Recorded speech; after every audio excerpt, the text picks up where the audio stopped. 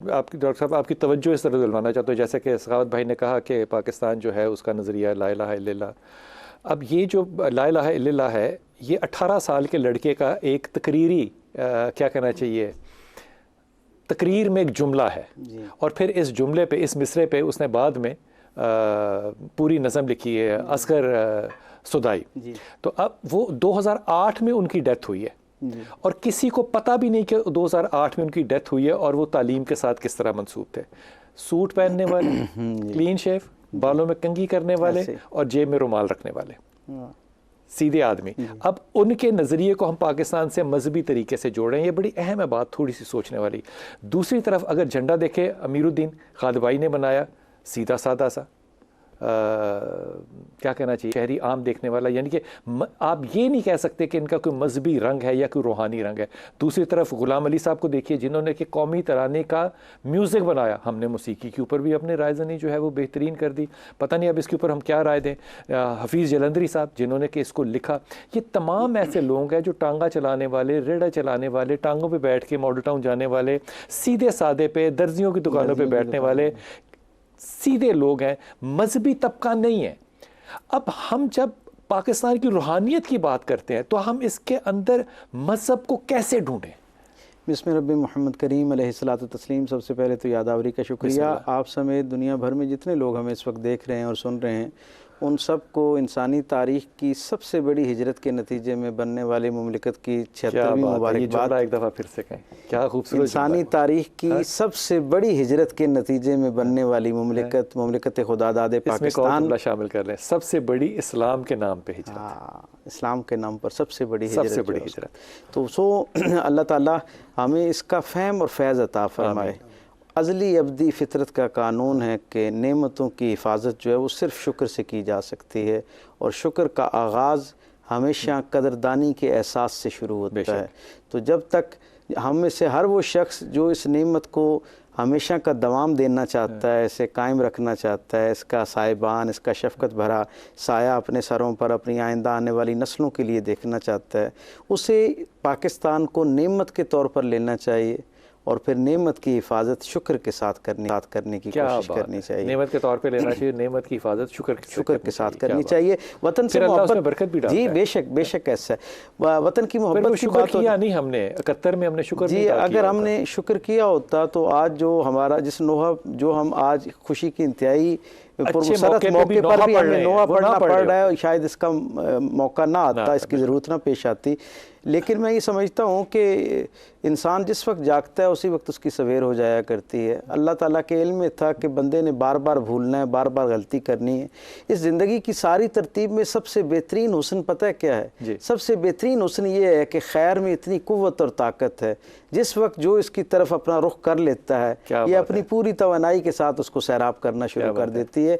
जिस वक्त जो उठता है उस वक्त उसकी सवेर होती है, सुबह 2 बजे। इस बात से आप सखावत भाई की कितना ज़्यादा मुत्तफ़िक हैं कि वाकई ये चीज़ रूहानी लगती है कि पाकिस्तान को खाने वाले सारे हैं। पाकिस्तान माशाल्लाह ताला जो है खाया नहीं किसी से जा रहा। उसका सबब ये है ना, जैसे अभी आपने जिन लोगों के नाम लिए तो आपने एक फिक्रा कहा कि ये ज़ाहिरी तौर पे इनका पेरेंटली मजहब से उस तरह ताल्लुक ले लें। हाँ, अब सबब क्या है मैं आपसे अर्ज़ करूँ, ये जिन लोगों के आपने नाम लिए जो निस्बतन आम हमारे तस्करे में जिनका जिक्र नहीं आता, बिलखुसूस उनका इकबाल और कायद को तो एक बाद में हम लेते हैं, दूसरी तरफ आते हैं।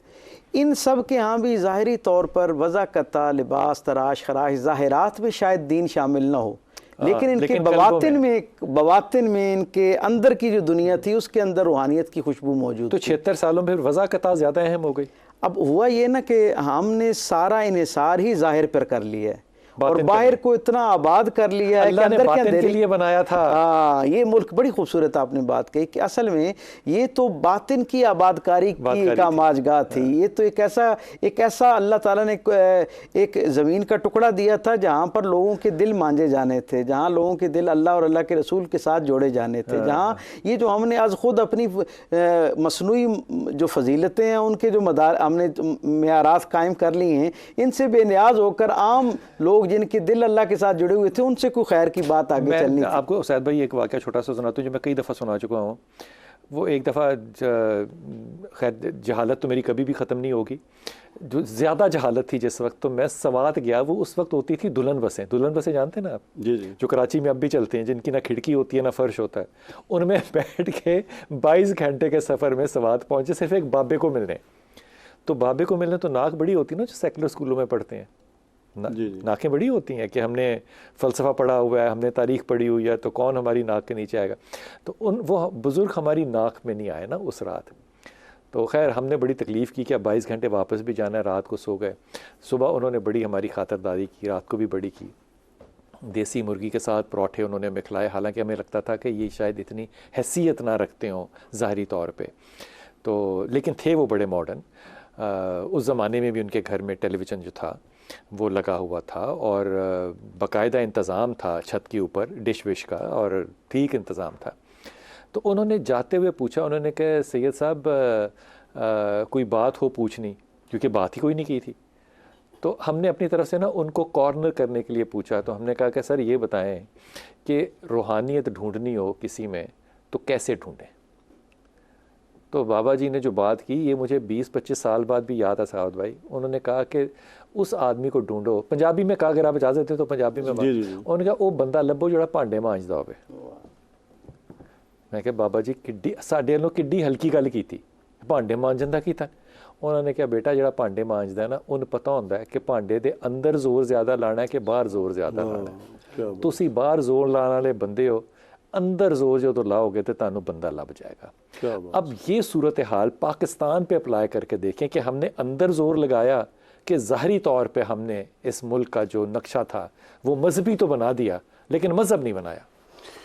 बिलाल भाई, मैं सबसे पहले इस पे बात ये करना चाहता हूँ कि जो आज़ादी है ये ना नेमत तो है ही, बेशक है, और इंसान जो है ना, इंसान की जो रूह होती है वो यकीनन आज़ादी चाहती है, खुशी चाहती है।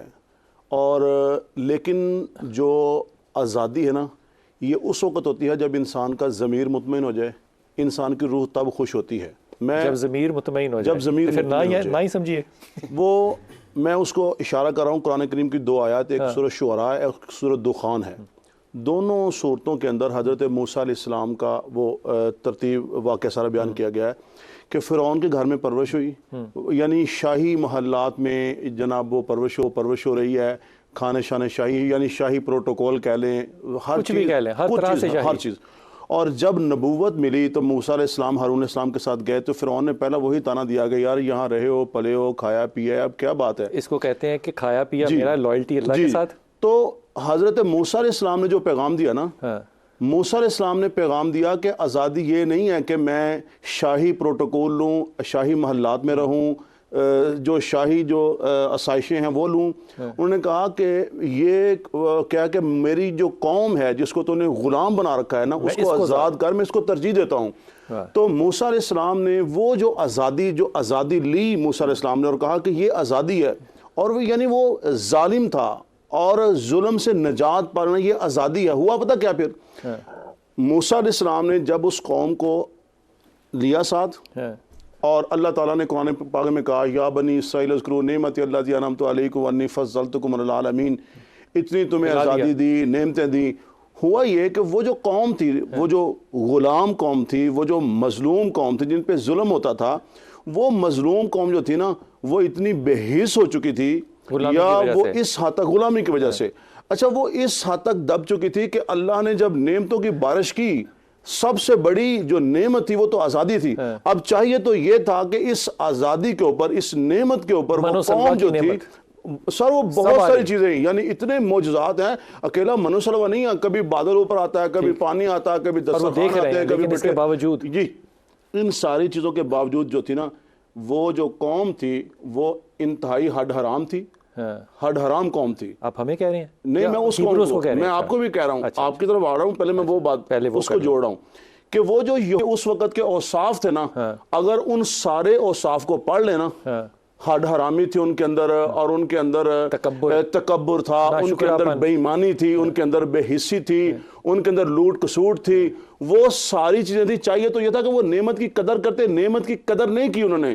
तो जिन कौमों ने नेमत की कदर नहीं की, अल्लाह ताला ने वो नेमतें उनसे ले भी ली।